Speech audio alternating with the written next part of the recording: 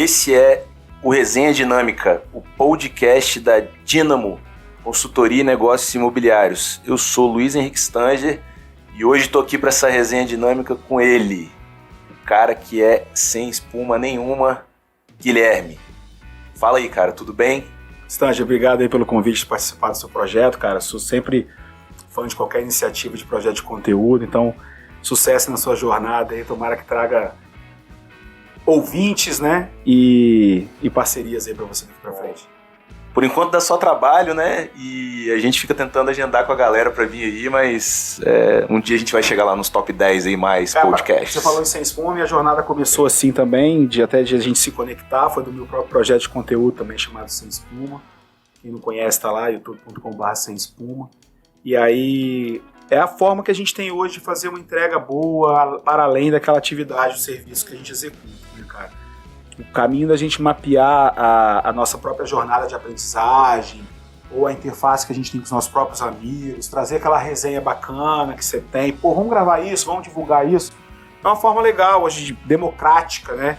E pra gente poder divulgar conteúdo. Então, sou muito fã de fazer. Que maneiro, até agora a gente teve convidados aqui que, além do profissional, eu tenho uma relação pessoal também, então acaba que a resenha ela fica gostosa, ela fica dinâmica e acaba indo bastante conteúdo aí pra galera.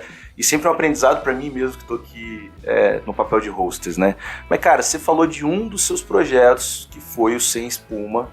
Eu quero que você conte... Não foi não, Sem Espuma tá vindo, né? É verdade. A sua vida é sem espuma. A beleza... A origem do Sem Espuma vem de um bordão pessoal que, durante uma transição de carreira, eu estava tocando uma empresa da família, junto com meu irmão, com meu pai, e aí a gente enfrentou essa crise de Lava Jato, de Dilma e de Temer e de todo mundo, e Samarco, que também teve grande impacto econômico nas construtoras do Espírito Santo. E aí a gente fez um turnover na empresa muito forte, a empresa ficou pequena, e aí eu fui tocar a minha vida, minha carreira, e aí eu vi no Sem Espuma uma possibilidade de alavancar também, de conhecer mais pessoas, e foi mapeando a minha própria jornada de aprendizagem em cima desse viés de mundo que eu tenho, de tentar enxergar as coisas sem arrasta pra cima, sem papo furado de empreendedor de Instagram, né? Porque o Instagram tá lotado de gente especialista em pessoas e nunca assinaram a carteira de trabalho. CEO da próprio nome, né? Exatamente, CEO da própria empresa. Isso, CEO da própria empresa. Entendeu? Com o nome da pessoa que Posts com aspas que a pessoa mesma escreveu. Isso me irrita profundamente, cara. Isso eu não gosto, não. Mas é nessa brincadeira que virou. Tive a oportunidade de gravar um podcast assim também. Falei, qual vai ser o nome? Eu falei, vai ser chamar Sem Espuma. E assim comecei também, assim como você, entrevistando os meus amigos. Depois eu vi que o YouTube era uma ferramenta melhor para poder divulgar isso. E aí, o ano passado, eu fiz 50 conteúdos de 15 de janeiro a 15 de dezembro, mapeando minha própria jornada de aprendizagem. E eu sou um cara ansioso, então eu tô sempre com a cabeça no futuro, sempre projetando as coisas, como é que as coisas estão vindo para acontecer. Então, eu estava pesquisando como é que eu ia para o futuro dos negócios. Então, fui estudar o futuro do marketing, o futuro da economia, o futuro da internet. Em março do ano passado foi o primeiro conteúdo de sucesso, que eu escrevi que o futuro da internet estava nos metaversos. Sucesso porque eu achou que eu tava doido. Falei, que Guilherme, que metaverso é esse? Tá maluco? Aí todo mundo para pra ver quando acha que a gente tá doido. E aí quando chegou em setembro, cara, começaram a achar que eu era a mãe de Ná, porque o Facebook mudou pra Meta. Mas não é a questão dessa, a questão é que eu estava estudando quais eram as tendências que estavam acontecendo e transformando isso em conteúdo para as pessoas. E isso foi me aproximando, me trazendo trabalho de consultoria em marketing, consultoria estratégica, construção de planejamento estratégico, que era a atividade que eu estava fazendo, mas ao mesmo tempo que eu fui mapeando todos os setores. Então, se entrar no meu canal, tem lá o futuro dos negócios, o futuro da internet, o futuro da mobilidade. Tem uma pegada de marketing também, que eu falo sobre vieses, falo sobre o que é um influenciador, etc. Mas eu vi que, mapeando todos esses negócios, eu vi que tinha uma coisa que era em comum a todos eles, que era todos no futuro próximo estão diante de uma transição energética. Nós estamos mudando nossa economia para uma economia de baixo carbono. Então isso é uma histeria na Europa, sabe? As pessoas falam disso o tempo todo. Você chega lá para comprar um cafezinho desse aqui, antigamente a gente via o preço e a caloria. Hoje seria o preço e a pegada de carbono. Isso. Então, isso virou uma histeria. E isso não conectou no Brasil ainda. Nós vamos chegar lá. Ainda. Por quê? Porque como a gente... Nós vamos chegar lá. Nós vamos. Não vamos falar mais sobre isso. Só pra galera entender, Guilherme teve Sem Espuma, você participou de negócios da sua família que são ligados à área da construção civil, hoje parte aí, vamos chamar um family office da família? Hoje eu administro o family office da família, meu irmão Gustavo toca a parte que é a Serra Betoma Engenharia, uma empresa especializada em manutenção e construção pesada, a gente chama, né? Estradas, pontes, viadutos, essas coisas. E também temos participação no grupo da CBL, que é desenvolvimento urbano, uma das maiores loteadoras do Brasil, do Espírito Santo. Sim, tivemos aqui com o Renato Nolasco gravando sobre... Renato foi meu sócio na agência Bom. Isso aí, ó. Antes dessa jornada... O mundo é pequeno. Vitória, né? Vitorinha. Eu, você e alguém. Exatamente. Então eu tive uma jornada na agência de propaganda, então eu passei por vários tipos de negócio. Isso que eu queria chegar, vários tipos. Mercadólogo de formação, é exato, isso que fala? É assim que chama? Eu sou publicitário de formação. É marqueteiro ou não? Não, publicitário. Eu sou publicitário de formação, eu fiz o MBA em Finanças, Controladoria e Auditoria. Antes eu fiz Engenharia Civil na UFES. Olha só. Então eu tenho uma carreira, trajetória educacional bem ampla. Boa. E pelo fim eu acabei me especializando tanto em estratégia corporativa no INSPER em São Paulo. Fiz 4 ou 5 cursos lá. Perfeito. E mais recentemente em Economia e Mitigação Climática, que é a pauta que eu lido lá com o Eco 55. Casado, pai... Casado com Roberta Larica, nutricionista, é um outro empreendimento que eu acabo tendo também, uma clínica de nutrição. Pai de Júlia, de 10 anos, pai de Sara, de 6 anos. Espoleta. E meu time. É boa, seu time. Meu time, pra elas que eu tenho que salvar o planeta. Irado.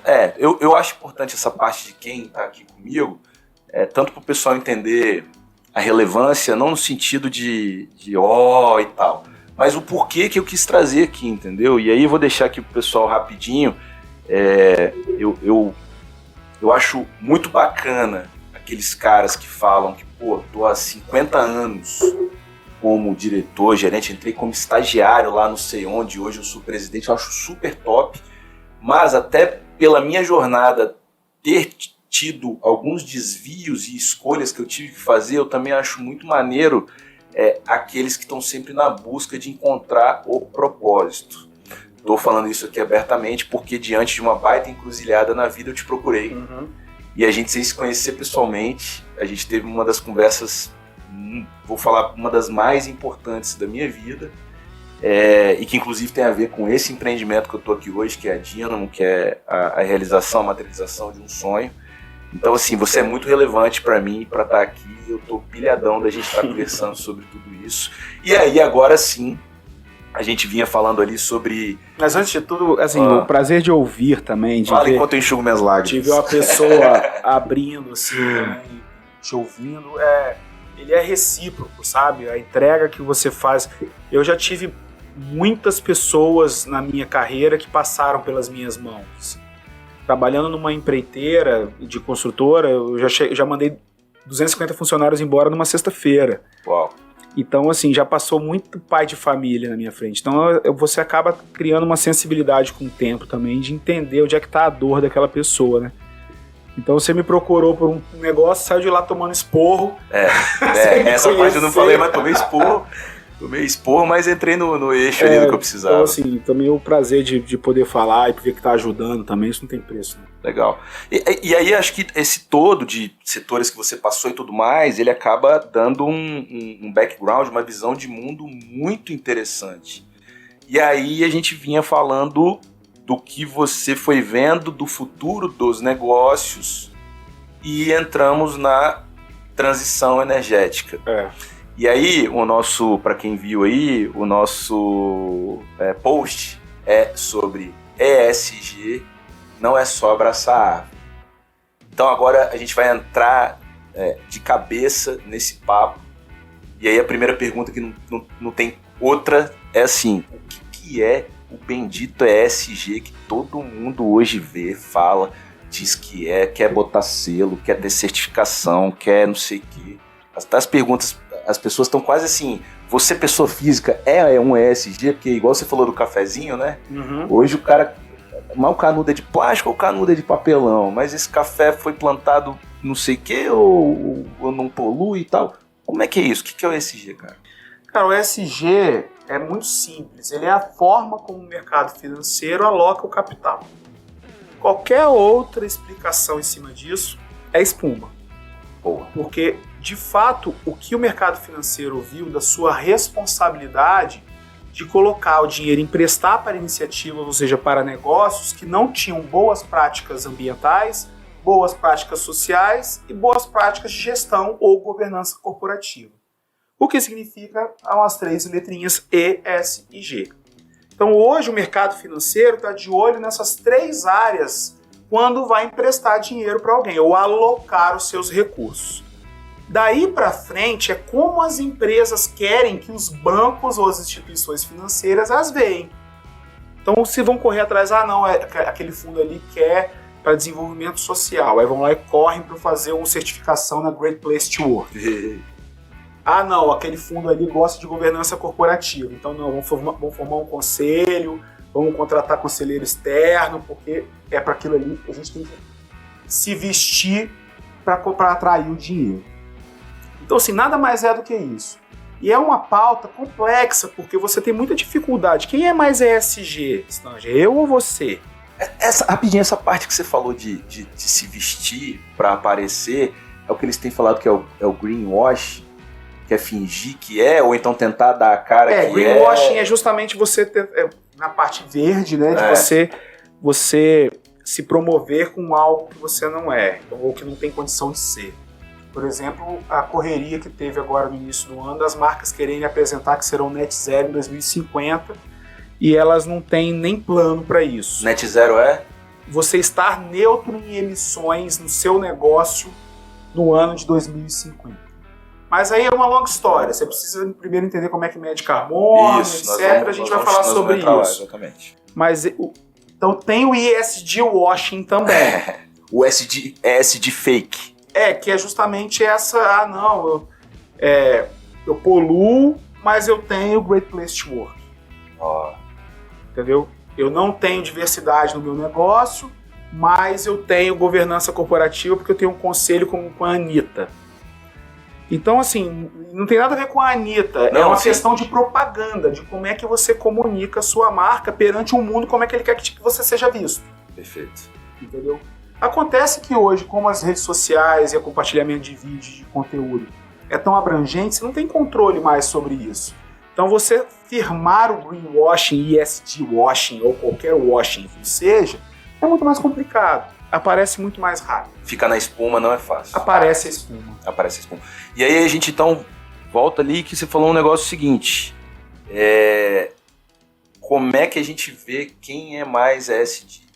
A minha empresa ou a sua, nós somos do mesmo setor. Então, entenda assim, não é uma forma, como é quem é mais ESG? Isso. Eu ou você? Tem um ranking, tem um... Então, é o mercado financeiro tentando desde 2009, por aí, criar uma metodologia, uma forma de dar um rating, um score, uma coisa que se compare entre eles. Só que é uma dificuldade muito grande, porque nos aspectos social e de governança corporativa são métricas subjetivas. Você vai olhar para a Serra Betume, minha empresa, tem 98% são homens. Claro, cara, são operadores de equipamento, motoristas de caminhão. Você vai lá, negros semi-alfabetizados, então você pode olhar para a diversidade, que olha, contrata muitos negros, mas você também pode falar, não tem mulher aqui não, cadê os trans? Então, assim, é muito subjetivo. Então você fica refém da visão de outrem. O que acontece é que na parte ambiental, você tem como comparar. Eu não sei quem é mais ESG, eu ou você, e talvez a gente nunca vá saber. Mas eu sei quem emite mais gás de efeito estufa. Então, é aí que está o pulo do gato. É aí para onde o mundo está caminhando. Uma vez que você não consegue comparar em efeitos de governança e de justiça social ou de impacto social certo, as empresas, e você tem no meio ambiente uma forma de comparar, e é um problema, talvez o maior desafio de inovação da história da humanidade é diminuir as nossas emissões de gás de efeito estufa. Então, se essa é uma métrica, é um problema global, é isso que tem que ser enfrentado. Aí, a partir do momento que você pega seu negócio e vê o impacto ambiental que você causa, as emissões de gás de efeito estufa e o que fazer para mitigar essas emissões, aí sim você faça a transformação do seu negócio enxergando impacto social e com governança corporativa. Rapaz. Então começa pelo Forte, E. Uhum. Se quiser brincar de ESG, não entender o que é ainda, eu acho um baita framework. Mas entenda, em muito pouco tempo ela vai para um livrinho na mesma prateleira que o mundo BANI, o mundo VUCA e outros acrônimos que criaram por aí. Esse está até durando muito, porque ele se vem aí lá desde Kofi Annan, lá, enfim, já está até durando muito. Mas a visão do mercado sobre o ESG ela não vai mudar. O que acontece é que não existe uma métrica para a gente comparar os negócios. Perfeitamente. Você falou da Serra Betume e é quase assim, ficar imaginando como é que vai ser um salão de beleza ESG na questão de diversidade, porque mas isso não existe. Então, vai ter muita, vamos chamar assim, vai ter muita manicure e vai ter que contratar um homem para ser um salão ESG. O que existe é assim. É meio esdrúxulo, mas só para tentar dar uma simplicidade para a galera e entender que é o seguinte. As letras são sobre a natureza, o meio ambiente, as questões sociais, o impacto social e a questão de governança. É a questão de governança. É fazer as coisas com seriedade, pagar os impostos. É isso, não ser corrupto. Mas ninguém consegue dar um recibo de, fulano não é corrupto. Não existe então, recibo beleza, de corrupto. Difícil então medir quem é corrupto, quem não é, e quem faz certinho ou não é. Até porque a Dynamo teria, por exemplo, que ter um conselho de governança, mas e se não cabe um conselho de governança, não cabe nem no orçamento. Não cabe nem no orçamento. Beleza, então não dá para comparar. Aí a gente vai para o social, tem essa situação do tipo de empresa e trabalho e tudo mais, que não vai dar para todo mundo ser igual num salão de beleza ou lá na beira da pista construindo estrada igual a Serra Betume. Então beleza, não dá para comparar. E aí realmente a gente sobra então para ver a emissão de carbono. A parte de meio ambiente, porque não é só o carbono. Tá. Você tem uso de resíduos, você tem descarte de resíduos, tem uso de água, você tem uso de energia, você tem uma série de impactos ambientais. Perfeito. Mas essencialmente a pauta global hoje ela gira em torno das suas emissões de carbono. Perfeito. Das suas emissões de gás de efeito estufa. Então, a partir do momento que você tem uma forma de medir, tem um padrão global de medição, e você dá acesso a essas pessoas para pesar as suas emissões, o comportamento muda. É uma questão educacional, Stange. A partir do momento que você começa a entender que um escritório como o seu, você vai ter uma emissão X de carbono por ano, você vai automaticamente começar a olhar se vale a pena desligar uma lâmpada ou outra, ou trocar o café, tirar o copo plástico. Ele tem um efeito até educativo. Perfeito. E é o maior desafio. A gente tem que diminuir as nossas emissões de gás de efeito estufa pela metade em 10 anos. Por quê? Porque senão não tem a menor chance, espuma falar que vamos ser net zero em 2050. Mas quem falou esse negócio de net zero em 2050? Isso é a ciência. O que acontece, Stange? A gente não está falando, e o ESG está entrando nessa conta. Os problemas ambientais, eles estão aí desde a década de 70 que a gente fala, que a gente vê Glória Maria no Globo Repórter, que a gente vê falando que o mundo está esquentando, que a geleira está caindo, que o pinguim está nadando sozinho, etc. Todo mundo sabe disso. Mas a gente passou por um longo período de desconfiança. Nesse meio tempo, teve Eco 92 aqui no Rio, criaram a COP, a ONU criou uma comitiva para poder discutir isso entre todos os países, para que se regule essa estrutura de que, vamos começar a cobrar pelo carbono. E aí vieram várias iniciativas, entre elas o ESG. Está dentro desse universo de 40 anos de discussão. Ok? Isso não é ESG, a gente está discutindo o nosso desenvolvimento sustentável. Porque o sistema capitalista, a economia de mercado, ela tem um problema. Você privatiza os resultados que você tem e socializa os prejuízos em poluição. Explica para a moçada que assim a gente estava conversando ali no off. Então, vou repetir, tem um problema de economia de mercado. A gente privatiza os resultados e socializa os prejuízos. Um exemplo muito simples é você ter um carro V12, beberrão, poluidor, por seu lazer. Você tem lá seu carro de final de semana. Gosta de ouvir um ronco. Gosta de ouvir um ronco, um falão e tal, quilômetro de arrancada, kart, qualquer coisa que não está no seu dia a dia, que você pega e tem uma alta taxa de emissão. É o seu prazer. Então você privatiza o resultado daquela aquisição, daquele investimento. Só que a poluição que queima, fica de poeira, sei lá, de emissão de CO2 da queima de combustível, ela é socializada para todo mundo. Então o prazer é só seu, o problema é de todo mundo. A partir desse momento, esquece o carro. Essa bobagem é só um exemplo simples para dizer que as empresas, elas socializam o problema. Nós, como eu também sou empresário, à medida do que a gente constrói, o que é feito de emissão e poluentes é socializado para todo mundo. Vai para todo mundo. E que se dane todo mundo. Eu recebo o meu contrato aqui. E é esse o problema. Como incluir a poluição numa linha de custo de uma empresa? Para quem vai o dinheiro? Quem é que está estimulando minimizar o impacto que aquela empresa está causando? É onde mora e reside a discussão de um mercado de carbono. Perfeito. À medida que quem polui tem uma conta para pagar para quem planta floresta, para quem investe em processo de descarbonização. Essa é a conta do que eles falam do mercado de carbono. Essa é uma expectativa de mercado de carbono, porque se não botar preço nisso, as pessoas não vão deixar de poluir. Para variar. O valor da tonelada de carbono tem que ser tal a ponto de impactar o resultado do cara e fazer ele se mover, inovar e emitir menos carbono. Eu tava pensando nesse negócio de privatizar o resultado e socializar o prejuízo. E aí, obviamente, né, trabalho com imóveis e você também, né, permeia o setor da construção. Então, o cara construiu um prédio, ganhou dinheiro construindo, o próprio comprador vai receber o imóvel ali que pagou, vai ter prazer em morar no miolo da Praia do Canto.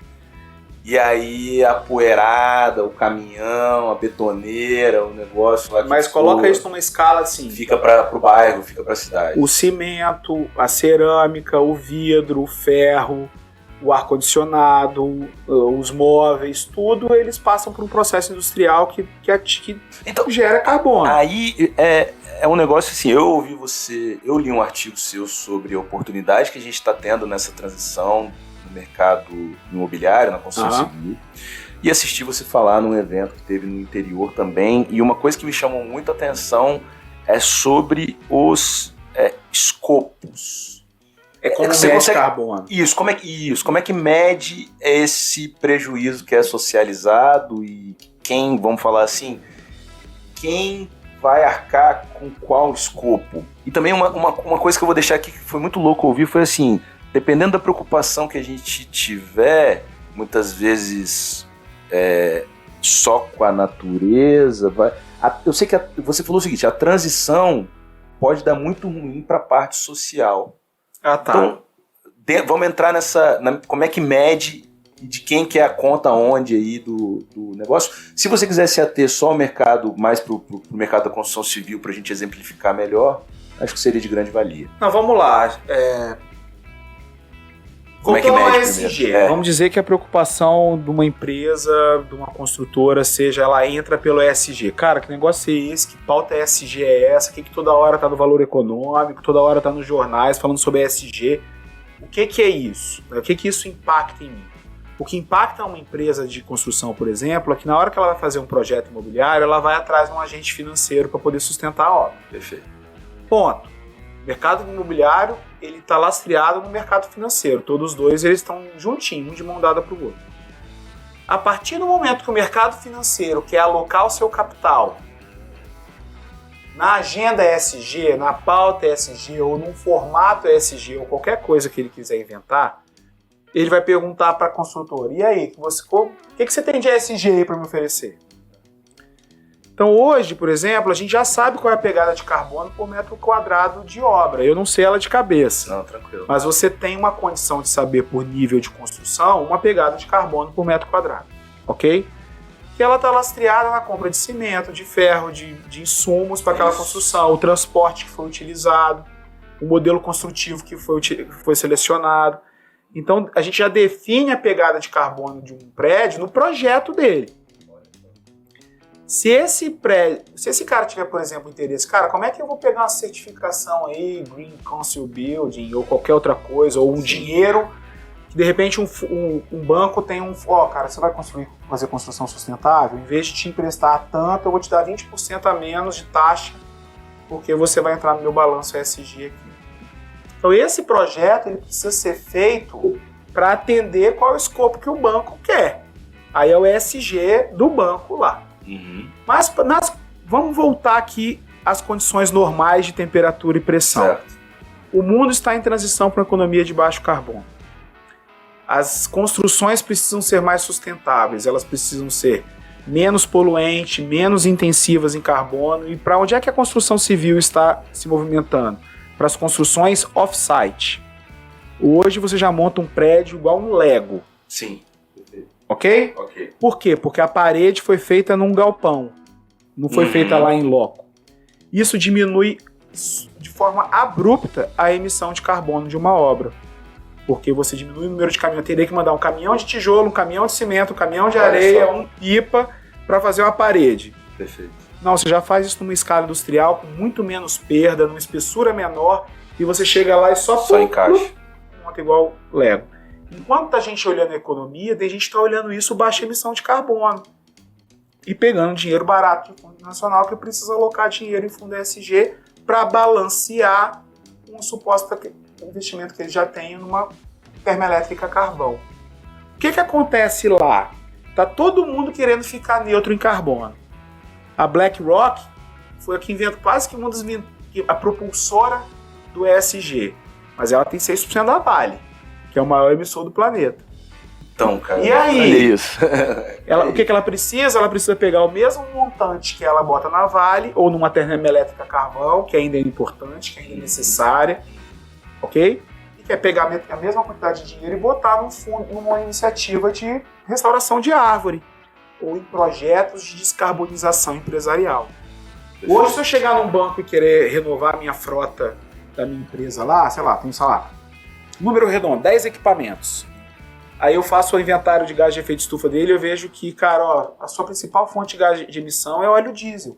É o que você usa para mover as suas máquinas. Tá bom, como é que eu faço para descarbonizar então? Qual a idade média da sua frota? 2008. Irmão, se você jogar sua frota para 2020, 2022, você já vai diminuir 20, 30% dessa emissão só pela atualização dos motores. E aí, pega o dinheiro aonde? Finame, do jeito que tá? Não, né? Vai ter uma linha para quem tá... Se esse cara entrar com um plano de descarbonização, ele vai ter linhas a fim dos bancos públicos primeiro, depois dos privados, que a gente chama de planos de descarbonização.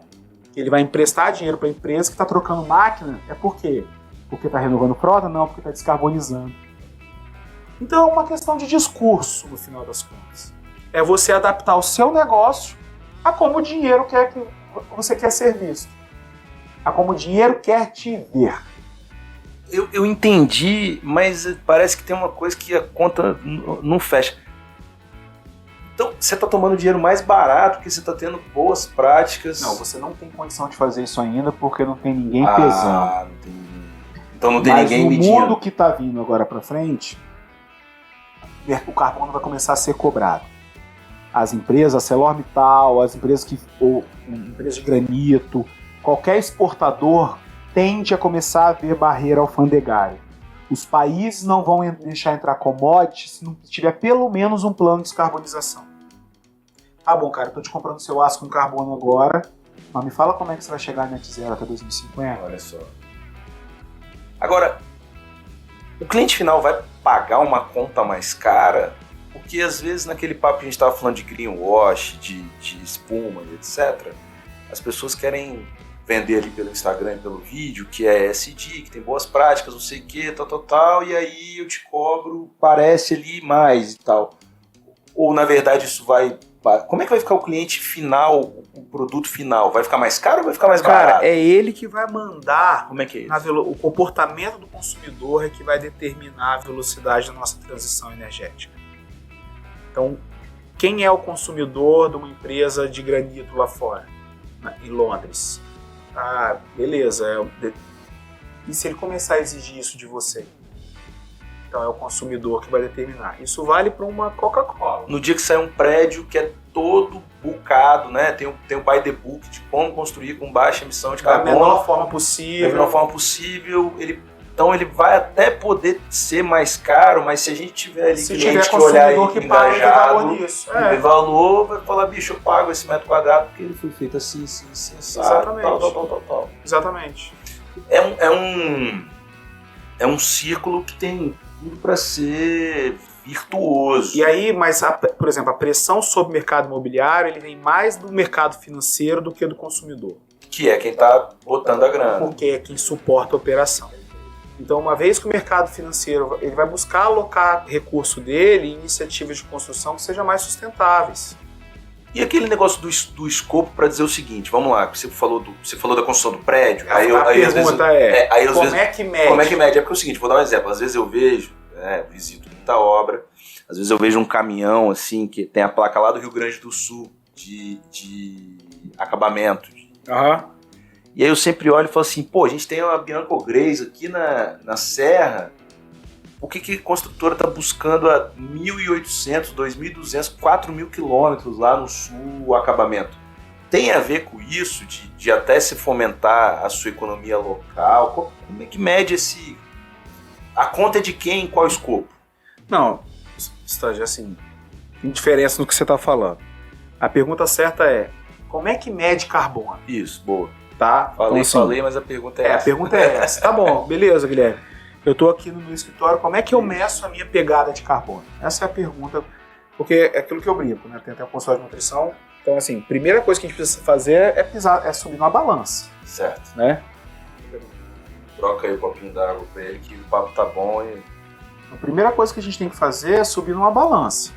Qual é o peso da sua empresa nesse sistema? Onde é que estão minhas principais emissões? O que eu posso fazer no curto prazo, médio prazo, longo prazo? Quanto é que vou precisar para investir nisso? Então você tem que medir as suas emissões primeiro para você entender. As nossas emissões de carbono elas são medidas hoje no padrão global em 3 escopos. Você primeiro emite calcula o escopo 1, que são as suas emissões diretas.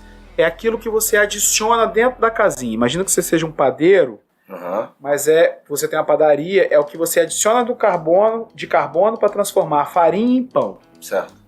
As pessoas que estão ali envolvidas, os equipamentos que são necessários, dentro da padaria. É atividade. É atividade, é o que você adiciona. Perfeito. É o valor adicionado. Perfeito.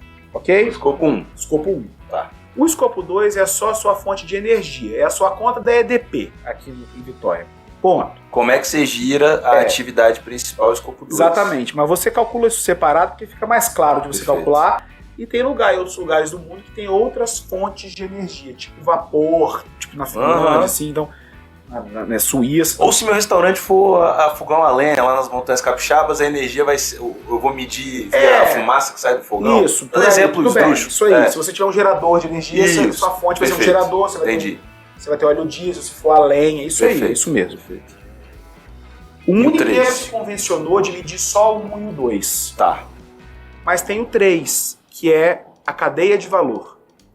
É quanto de carbono foi na farinha antes dela chegar até você. E o ciclo de vida depois que você vendeu o pão, a sacolinha plástica que foi junto. Rapaz, complicado. O restinho de pão que ele jogou no lixo que vai para o aterro sanitário. É surreal essa conta. E impossível de fazer matematicamente. Porque como é que você vai pedir a todo mundo? Para você que é simples, vai ligar para a Via e falar assim, quanto é que é meu pacote 300 mega aqui de pegada de carbono aqui do meu contrato? E aí você vai conseguir medir mais ou menos o seu escopo 3. Mas e das grandes empresas? E de uma ArcelorMittal, uma Vale que tem 30, 40 mil fornecedores? Nossa. Como é que ela fica sabendo disso? Eu já estou imaginando a minha pastinha com o contrato dentro, que na hora que o cara rasga, esse é o escopo 3, meu. Esse é o seu escopo 3. Mas a questão é que as grandes empresas, eu estou trazendo isso num exemplo menor para a gente poder entender, mas a pressão pelas grandes empresas ela vai vir muito rápido, no sentido de terem que mostrar a sua pegada de carbono. Então a ArcelorMittal, para ela medir o escopo 3 dela, ela precisa que os fornecedores deles apresentem-se para medir com seu escopo 1 e 2 pelo menos. Rapaz, é aí que está a oportunidade que você fala no teu artigo. É aí que está a oportunidade. A gente tem uma série de empresas, todo mundo vai ter que passar por isso. por apresentar em algum momento uma jornada de descarbonização. Qual que é meu peso, o que eu estou fazendo para diminuir. Perfeito. Às vezes você é mais rápido em algumas empresas por medida regulatória. Por exemplo, o cara quer montar uma oficina mecânica, ele já tem que apresentar uma licença ambiental. Na licença ambiental vão vir pedindo para ele um inventário. Que ele vai... Qual é o inventário de gás? E tal. É o inventário de gás de efeito de estufa. Tá. Qual é o seu peso? Quanto é que você emitiu no ano passado? Cara, isso ainda não tá... O Estado ainda não... Então, a matéria... Não o Estado do Espírito Santo, tô falando o erário, a União... O Brasil está muito atrasado.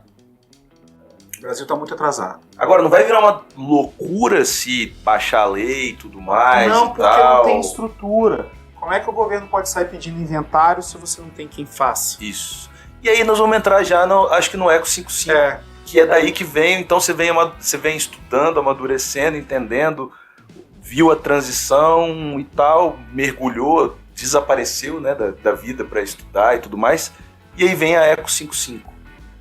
Cara, o Eco 55 ele veio quando eu enxerguei, junto na trajetória do Sem Espuma, que a gente estava passando por uma transição energética. Isso. E comecei a ver os impactos que isso poderia acontecer. E aí eu peguei uma das minhas empresas, Serra Betume, e falei, cara, vou ver qual é a pegada de carbono dessa empresa, quero saber se para eu vender para as grandes empresas, que eu só trabalho para as grandes indústrias, se faz alguma diferença eu ser carbono neutro ou não. Ah, então você... E aí eu fui Você atrás foi na dessa prática. pesquisa, exatamente. E aí eu pedi as 10 maiores consultorias do Brasil para me dar um orçamento para poder fazer inventário. 8 não me responderam porque só tem empresas que faturam 150 milhões por ano, que não é o meu caso. Perfeito. E aí eu consegui 2 orçamentos. Então, dentro do preço médio que uma consultoria brasileira pede, entre 28 e 30 mil reais para fazer um inventário de gás de efeito de estufa, de medir qual foram as suas emissões de gás de efeito de estufa no seu ano anterior. Uhum. Porque vai funcionar como um balanço contábil. De 1º de janeiro a 31 de Perfeito. 12, a gente vê e você inventaria no ano seguinte Aquilo. E o que você pretende fazer para diminuir isso daqui para frente. Simples assim. Vai ter que estar sempre compensando. Vai ter que estar sempre atualizando. Isso. Porque sua atividade econômica pode crescer também. Perfeito. Entendeu? O seu faturamento pode crescer. Então, você vai emitir mais carbono por causa disso. E tá tudo bem. O negócio é você saber o que você pode fazer com isso. Aí você pagou, falou, então passa Paguei, o raio-x aqui. Não. Quem é que vai pagar 30 mil reais para subir numa balança, Stanja? Ninguém. E quem é que vai emagrecer sem subir numa balança? Ainda mais carbono, que ninguém sabe o que é ainda. Sim. E aí eu fui estudar para ver, cara, não é possível que é 30 mil reais. Por que essa pessoa vai me entregar por 30 mil reais? E aí eu mergulhei no universo de mensuração de carbono, como é que funcionam os padrões internacionais, para que eu possa comparar você com uma pessoa lá na Suécia. Perfeito. Sobre a mesma métrica. E aí eu me deparei com como é que o mundo está organizando essas informações. Existem uma série de institutos internacionais que já regulam isso há muito tempo, e é um emaranhado de siglas, mas que você tem um protocolo internacional para medir as empresas que é possível comparar. E aí eu mergulhei nesse tema, desenvolvi uma jornada de descarbonização empresarial, onde a empresa entra, eu ensino o gestor a como incluir a pauta climática dentro da sua estratégia para o ano que vem. Hoje tem que começar por assim. Eu não faço o inventário mais perfeito do mundo. Quanto de gordura o caboclo tem atrás da orelha? Não é esse o objetivo. O Perfeito. objetivo é, cara, olha como é que está a sua pegada de carbono, quais são as suas principais áreas, o que você pode fazer no curto, médio e longo prazo para incluir isso na sua estratégia empresarial. Sabendo que seu cliente está olhando desse jeito, seu agente financeiro está olhando desse jeito, suas oportunidades de inovação estão vindo por aqui, para que você possa estar resiliente ao futuro. Concordo com você. A pauta É um começo. A pauta não está aquecida ainda. O empresário médio capixaba brasileiro não ligou para a pauta ESG, não se conectou a ela. Ele não ligou, mas você falou um negócio legal. Quando essa pauta bater com força, igual um tsunami, nos mercados internacionais, e a gente está num lugar que a cada 10 reais, a gente vive de commodity, a cada 10 reais circula 6, 7, 8 na Vale, aí a cadeia toda vai se assustar e falar, pô, esse negócio é sério, não é aquele menino maluco lá que ficou falando aquilo no podcast. Tal, nós, com muita sorte, temos um minério de altíssima qualidade E mesmo emitindo muito carbono aqui, a gente tem uns dos minérios menos intensivos em carbono que tem no mundo. O aço da ArcelorMittal também é um dos que atinge os padrões internacionais melhores. Nossa emissão de carbono é fit. Cara, não dá pra falar isso, mas assim, o pessoal toma cuidado. Uhum. Acontece que é muito. Então, assim, se isso virar uma pauta, problema de fato, a pressão sobre nossos agentes econômicos principais aqui aumenta muito. E se ela vier para pequena e média empresa que fornece, que sobrevive, que vive daquilo ali, de uma maneira desorientada, desordenada, como eu quis dizer, pode criar um efeito, um impacto econômico negativo pior do que qualquer melhoria e impacto ambiental que a gente pode causar. É essa parte que eu queria ouvir lá atrás, que você chegou agora. Então, imagina a cena. Você é fornecedor de transporte coletivo para uma grande indústria. E aí o cara fala assim, cara, olha só, tem uma pressão sobre o meu escopo 3, sobre minha cadeia de valor, porque lá no meu alto forno eu não consigo diminuir agora não, vou precisar de 20 anos de investimento para poder diminuir. O que eu posso fazer isso no curto prazo? Vou ver no meu escopo 3 ali quais são as minhas emissões e tentar descarbonizar ali para dar retorno para os meus stakeholders. E aí você fala assim, Stange, a partir de amanhã, meu irmão, eu quero todos os seus caminhões a biometano. Pô, vou quebrar. Não, você vai falar assim, beleza, você tá doido. É R$10 a mais o quilômetro, eu tenho que comprar lá em Porto Alegre, vai chegar daqui a 6 meses. Eu falei, Stange, eu pago. Se recursos forem... vamos dizer assim, o cenário ideal, o recurso não é problema. Eu quero 10 ônibus aqui. Você vai lá e na Marco Polo, fala, eu quero 10 ônibus e acabou. E vai vir subindo ali o Frade a Freira, voo de drone, vendo aquela cena filmando falando, agora a Stanger Transportes é bio. É biocombustível e tal, aquele greenwashing gostoso. E aí, cara, o que vai acontecer, Stanger? Em 6 meses você consegue pegar seus 3, 4, 10 mecânicos a motor a combustão lá, transformar esses caras a mecânico a motor a biometano? Tá preparado? Vou mandar todo mundo embora. E esse cara vai trabalhar onde depois? Exatamente. Então o que está acontecendo... Essa parte é muito séria. No ESG é que algumas medidas ambientais de curto prazo, como isso, com o sobrenome ESG, estão acontecendo e levando gente para a linha da pobreza. Atrás de relatórios bonitos, impactos virtuais, onde o impacto social está vindo de forma negativa e não mensurado. Porque a gente tem os instrumentos, a gente tem a Federação das Indústrias, a gente tem o Senai. A indústria já paga por esse sistema. Perfeito. Entendeu? Então a gente só precisa entender que o mundo está indo para um lugar e a gente se preparar para ele. Então esse é o objetivo do Eco 55. É ser um berçário para empresas, entre aspas, ESG. Que o cara vai entender o que é a partir da sua pegada de carbono. E hoje você está em qual pé do Eco? Você fez o lançamento um tempo atrás. Eu fiz o lançamento para poder atrair. Você não está conseguindo nem atender o telefone mais, de tanta gente que está procurando, as pessoas estão se antenando, o seu pitch é muito bom e muito técnico, tanto que me chamou a atenção, eu sempre olhei isso de longe, mas depois de ler o artigo sobre a construção civil e ver você performando ali, eu falei, não, né, o cara tá falando, não é a famosa bullshitagem ou bobeira. Então, qual o pé hoje do Eco 55? Cara, o Eco 55 nasceu dentro do Base 27, que já é um ecossistema de inovação, que já atraiu muitas empresas que já enxergam o Eco 55 como uma forma de construir inovação nos negócios deles. Certo. Porque a partir do momento que você olha as suas emissões, você vai querer inovar em cima disso e o faça com justiça social, com impacto social positivo. Perfeito. E com governança. Então, tem muita gente que já entendeu isso, porque os clientes deles, que são as grandes indústrias, também já pressionam eles pelas suas emissões. O que você está fazendo para isso? Já mediu alguma coisa?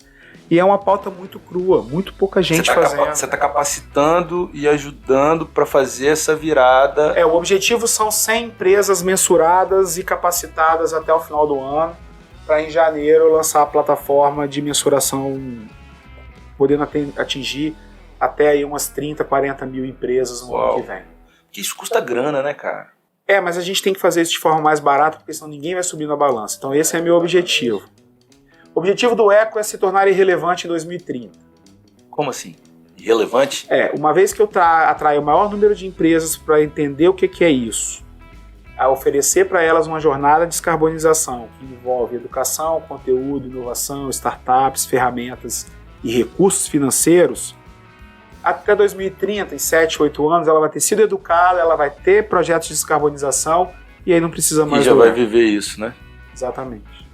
Cara, que papo, hein? A gente falou de muita coisa, acho que eu consegui entender melhor.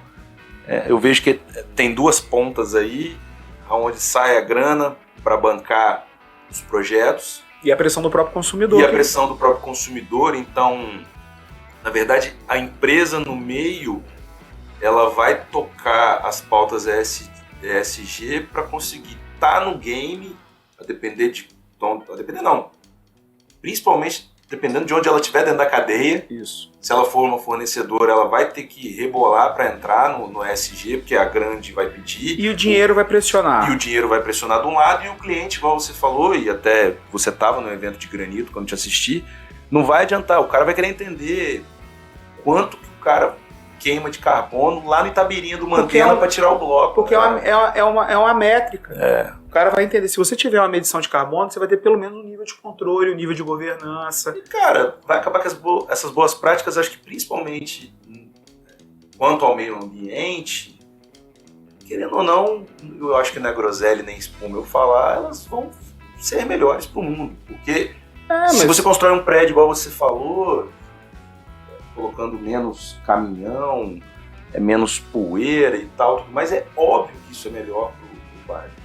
Melhor para todo mundo, é melhor para o trabalhador da empresa. Exatamente, se você coloca tecnologia aí na Vale, Samarco, enfim, Arcelor, é melhor para a população como um todo. Não só pela faxineira varrendo pó preto, mas para a saúde. E aí é onde conecta aquilo que você falou assim, não importa se o cara vai entrar nessa porque abraça a árvore, ou porque emite menos poeira, ou porque tá fazendo isso pro filho, ou porque tá fazendo isso porque consegue dinheiro mais barato. O importante é o impacto que isso causa. No final das contas, é a redução de emissão de gás de efeito estufa e é a gente sustentar uma catástrofe climática que está apontando para a gente. A emissão e a neutralização de carbono é a nova moeda? E não tem caminho, e é um caminho sem volta. Você acha que a gente vai ficar igual você falou, eu vou chegar para comprar um negócio porque assim, não vai adiantar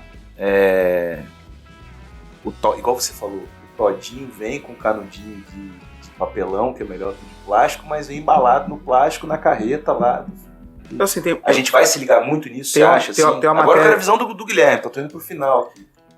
Olha, é aquilo que eu te falei, a minha visão, eu acredito nisso, é a minha, o meu viés, ok? O que eu acho é que é inevitável que as ações de mitigação e diminuição das emissões de gás de efeito estufa que as empresas internacionais já se comprometeram tem impacto direto com o trabalhador de Jardim da Penha, Vitória e Espírito Santo. Perfeito. Porque se a BMW falou que vai fazer carro carbono neutro em 2035, meu irmão, ela vai ter que comprar aço carbono neutro de alguém, porque senão ela não vai conseguir fazer. Senão, isso. Entendeu? Senão não vai cumprir o que está falando. Então isso aqui impacta no que passa aqui nos portos capixabas sério, e na nossa cadeia de valor. Vai sobrar. A velocidade, quem vai determinar é o consumidor, é o interesse do capital e a nossa própria sensibilização. Eu aposto em conteúdo, eu aposto em educação para fazer com que essa transição aconteça de forma mais rápida e com menos impacto social. Tá. Então, aquilo que eu falei, tem gente que abraça a árvore. Eu tenho um viés de enxergar isso pelo impacto social. Vem de família simples, não quero ver ninguém na pobreza. Legal. Cara, a última coisa que a ESG tem, ou faz, ou deve fazer, é abraçar a árvore, então. Hoje a gente pôde concluir isso aqui. A conta do carbono é a seguinte, para cada tonelada de carbono que você emite no ano, você precisa plantar 7 árvores e tomar conta dela por 20 anos. Tomar conta também? Então não adianta só ir lá e jogar semente e sair fora? Não, ela vai crescer e durante 20 anos, elas 7, durante 20 anos ela vai coletar a mesma tonelagem de carbono que 1 tonelada. Caraca. E aí você vai fazer a conta do seu negócio, você vai ver que tem muito mais do que 1 tonelada.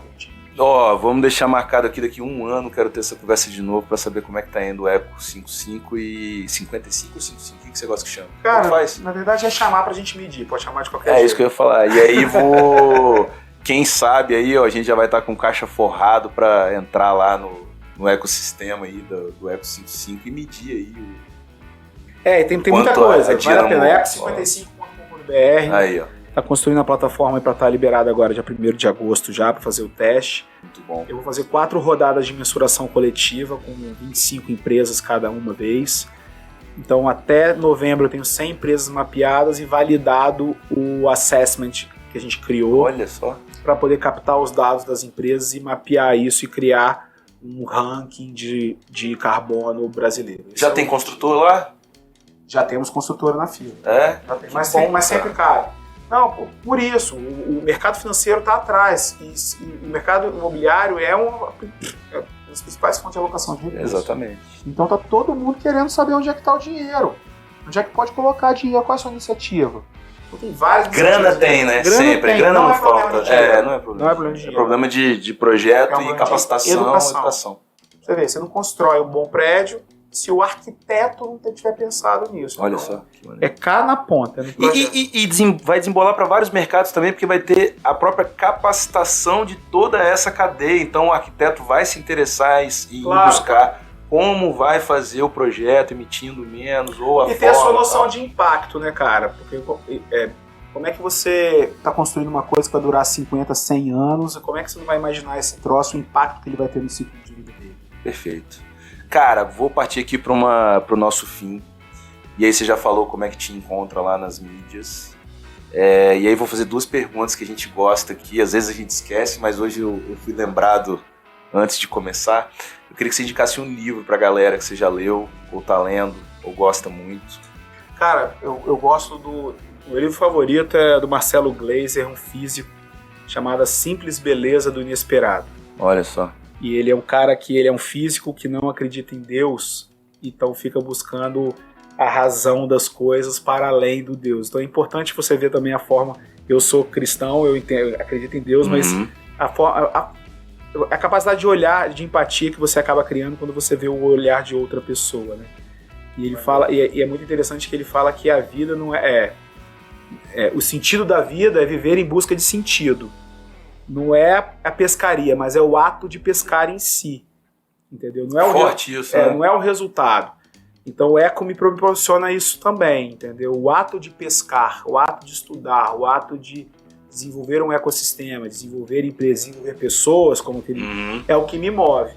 É o que me move, então é por isso que eu faço. É quase igual quando eu tô para fechar uma venda, que às vezes eu brinco e falo assim, cara, quando eu fecho, assino, pagou o sinal, recebi a comissão, me dá um vazio, porque eu tenho que ir pra próxima. É isso aí. E ali naquela adrenalina de, mostra, vem, vai, o cara tá indo realizar, stand é isso mesmo, então achei legal essa visão. E outra pergunta é a seguinte, se você pudesse levar alguém, alguma personalidade, parente, não sei, qualquer pessoa aí, morto ou vivo, pra almoçar ou jantar, quem seria e onde seria?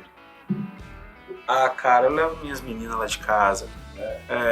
Depois que eu tô trabalhando, brincando de Capitão Planeta, a primeira coisa que eu quero fazer é tomar conta delas, né? Sem dúvida. Ia ser onde? Ia fazer aquele rango que você fica postando lá, aquelas fotos? Cara, pois é, né? Se for isso, você vai ter que falar qual receita você ia fazer, então. Cara, assim, minha paixão é a cozinha, minha cozinha artesanal. Então, cara, qualquer coisa de frutos do mar que eu possa acordar no domingo, ir lá na Praia do Suá e pegar o que é fresco, é geralmente a minha rotina na cozinha. A família, então a escolha foi a família e alguma coisa de frutos do mar em casa à vontade. Exatamente, a barriga das meninas cheia que me alegra. Boa. Cara, esse foi mais um episódio do Resenha Dinâmica. Mais uma vez te agradecer a presença. Fala mais uma vez suas mídias aí pra galera, como é que te encontra. Tô no Instagram em guilhermebarbosa.me, LinkedIn também, e o Eco55 tá indo pro ar aí, eco55.com.br. Já tá lá no @eco55. Já tá lá também no @eco55.com.br, Instagram igualzinho. No Instagram igualzinho, beleza. Você encontra Dynamo em @dynamo.info. E obrigado pela presença, até a próxima. Tchau. Valeu. Dynamo. Informação constrói.